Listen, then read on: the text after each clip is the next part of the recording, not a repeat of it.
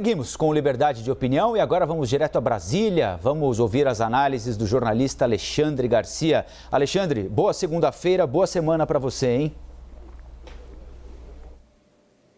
Boa semana para nós todos, Colombo. Bom dia. Bom dia. Vamos em frente então com os nossos assuntos, Alexandre, de hoje, segunda.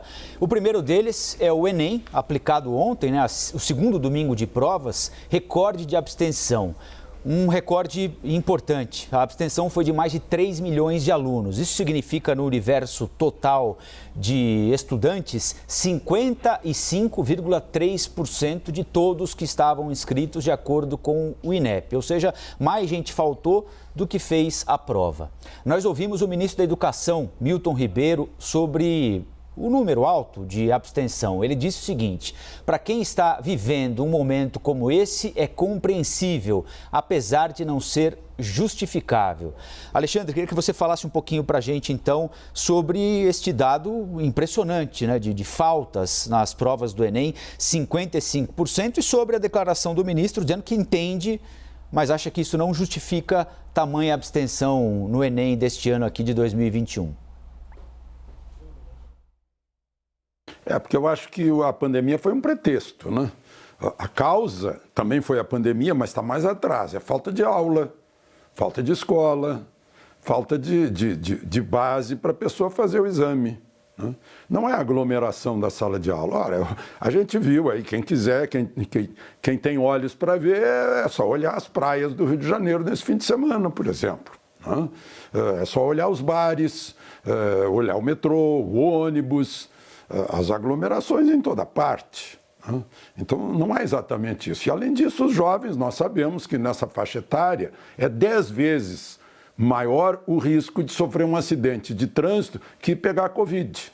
Então a causa real foi a falta de base para fazer esse exame, né? A insegurança para fazer esse exame. E eu acho que eles têm razão, porque não tiveram aula, né?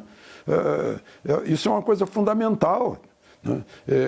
O problema brasileiro, o principal, é falta de futuro de nós todos, como país, por falta de base em coisas básicas, como letras e matemática, como linguagem e matemática, história, geografia, ciências. A gente está vendo no PISA, né? Agora, quanto a essa abstenção, eu queria aproveitar para fazer uma comparação com a nossa terra-mãe, Portugal. Portugal teve eleição ontem, eleição para presidente da República Portuguesa, chefe de Estado, né? Teve 60,5% de abstenção. Foi uma abstenção grande. Em 10 milhões 791 mil eleitores foram votar 6 milhões e pouco, não votaram 6 milhões e pouco, né? Foi a vitória do presidente, que foi reeleito com 61% dos votos, né? Segundo lugar, a candidata socialista ficou lá atrás, com 13%, o candidato de extrema-direita com 12%, o candidato de extrema-esquerda do Partido Comunista Português ficou com 4%, né? Mas porque Portugal a segunda onda em Portugal é o pico, é recordista, né? Eu até me admirei que 47 mil portugueses foram à urna para votar em branco, né? E arriscaram. Mas, enfim, lá se justifica uma abstenção alta de mais de 60%. Aqui uma abstenção de 55% no Enem, eu acho que se justifica sim, mas pela ausência, né, como eu disse, pela ausência de aula, de conhecimento, a insegurança. É como se adiássemos esse Enem para o ano seguinte.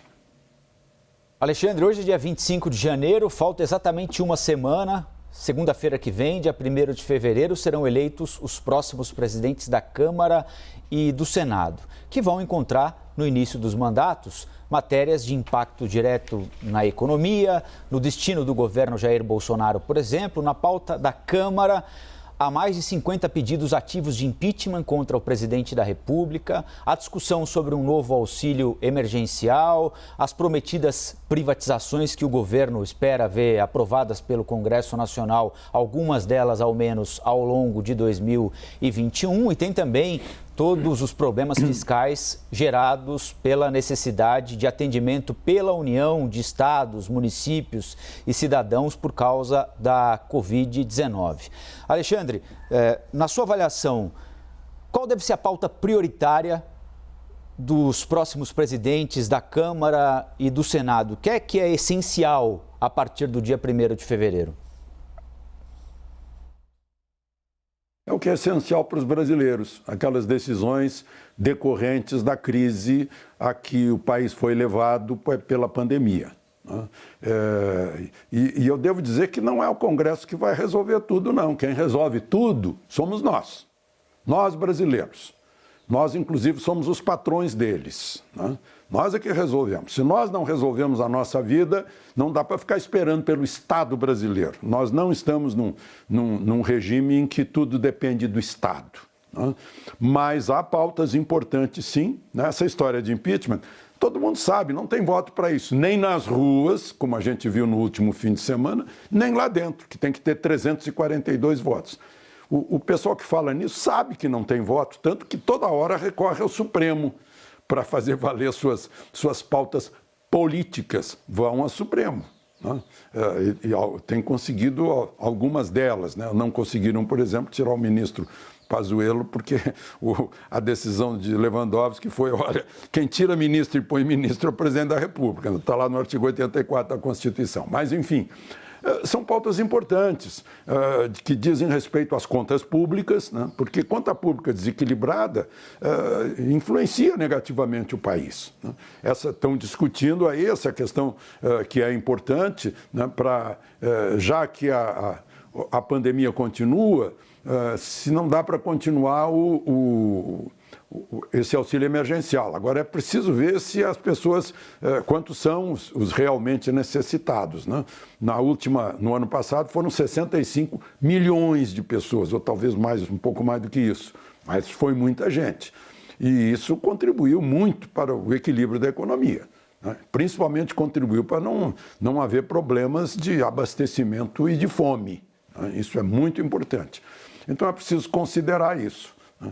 Que há pautas prioritárias de interesse do Brasil e não do interesse específico de um deputado ou outro ou um partido ou outro. Há pautas importantes de interesse do país. Para Alexandre, nós até acho que já conversamos sobre isso aqui no Liberdade. O deputado Baleia Rossi votou mais com o governo do que o deputado Arthur Lira, num levantamento que foi feito durante a gestão do presidente Jair Bolsonaro. Por que a preferência, a predileção do presidente pelo candidato Arthur Lira? Porque ele é o candidato de Rodrigo Maia. Dize-me com quem andas e eu te direi quem és. Aí naquela reunião lá em São Paulo, em que ele estava junto do governador, o governador chamou o presidente de facínora. Pronto, perdeu muito apoio. O PSL, por exemplo, passou para o outro lado.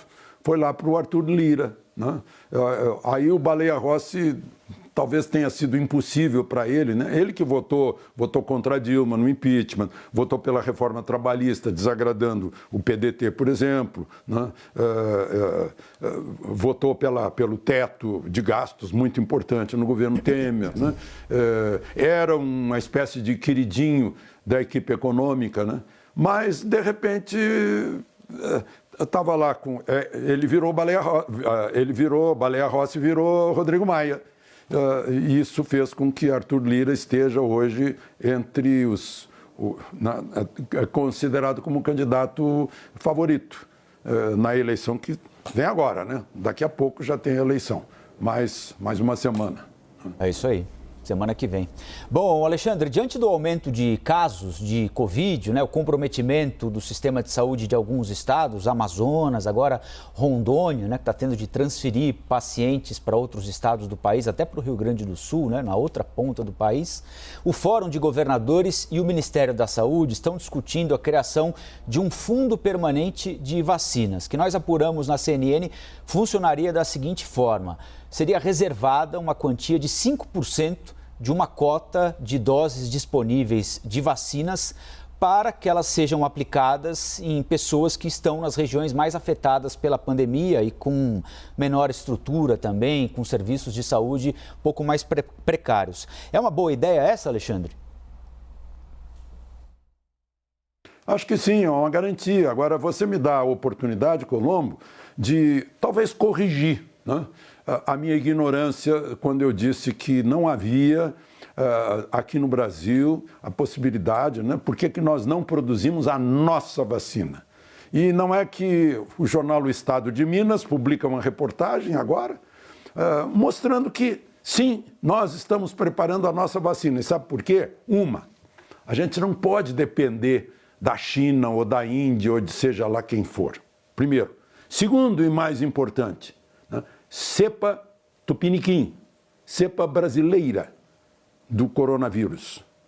Será que eles lá na Ásia vão vão fazer vacina para uma cepa brasileira ou lá na Europa ou nos Estados Unidos?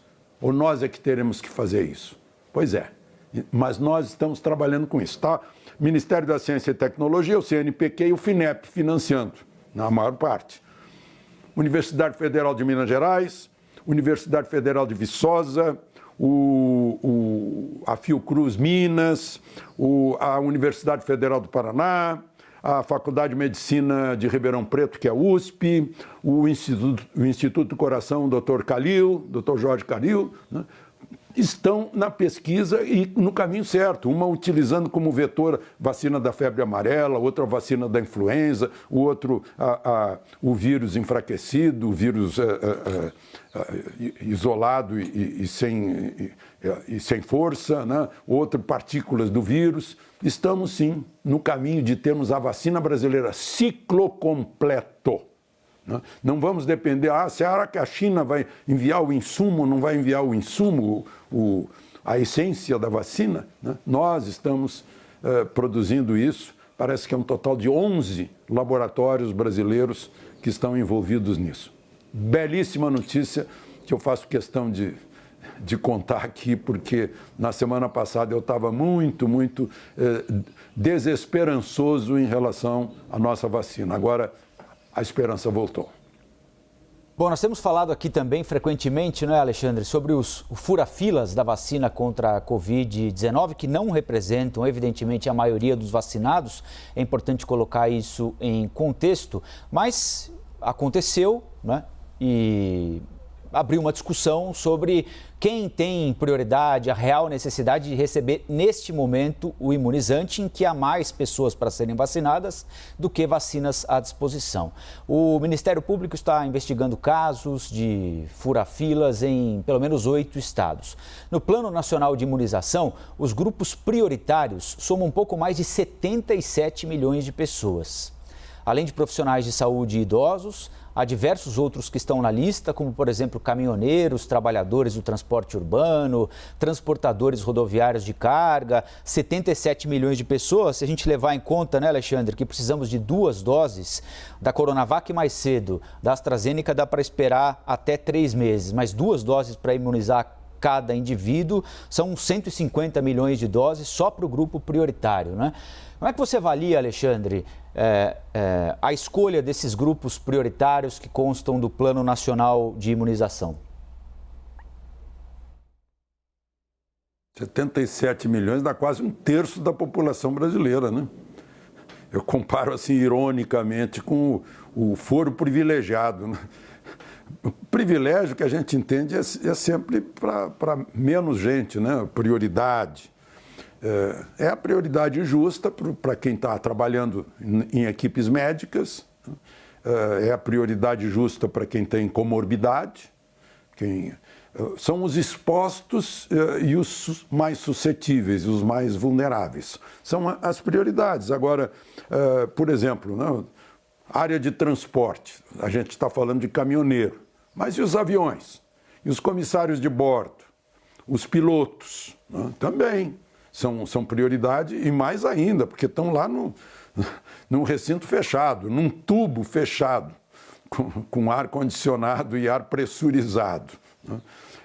Os profissionais da educação, os que lidam com alunos para que as aulas voltem, professores, os policiais que têm pegadas aí muitas vezes de corpo a corpo com bandidos, né? Que precisam disso também. Então, essas áreas, esses serviços essenciais, a gente vai expandindo. É preciso, sim, claro, mas vai a lógica é, primeiro, os mais vulneráveis e mais expostos, e deixa para o fim os menos vulneráveis e menos expostos. Assim é que se aplica, né, se administra a escassez de vacina. Uma, que a licença é temporária, a vacina é experimental, é emergencial, e a gente está dependendo, como eu acabei de falar, ainda do exterior.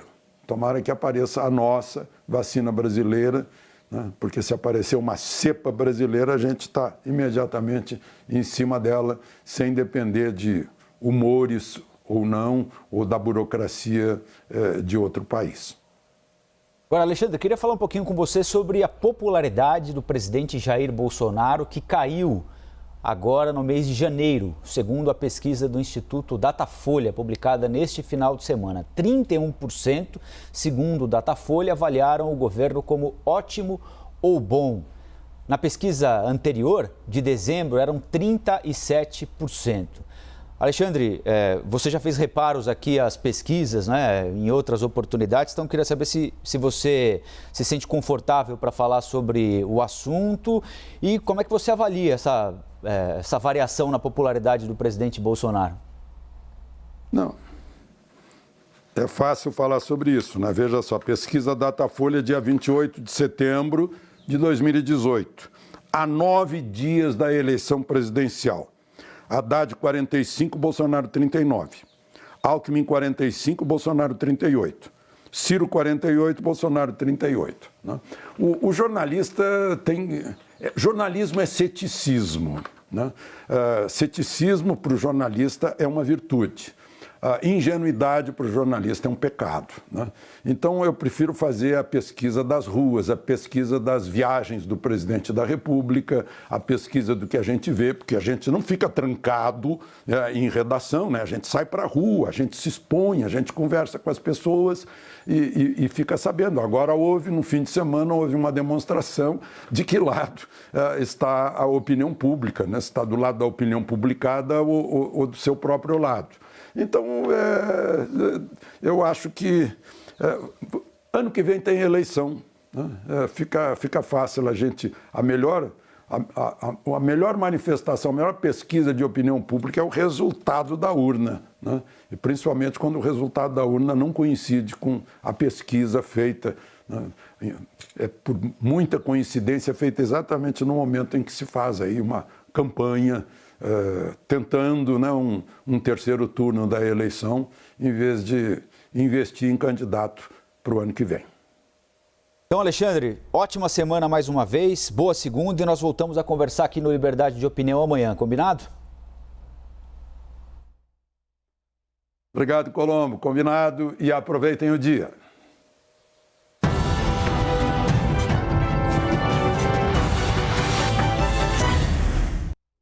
As opiniões emitidas pelos comentaristas do quadro não refletem necessariamente a posição da CNN.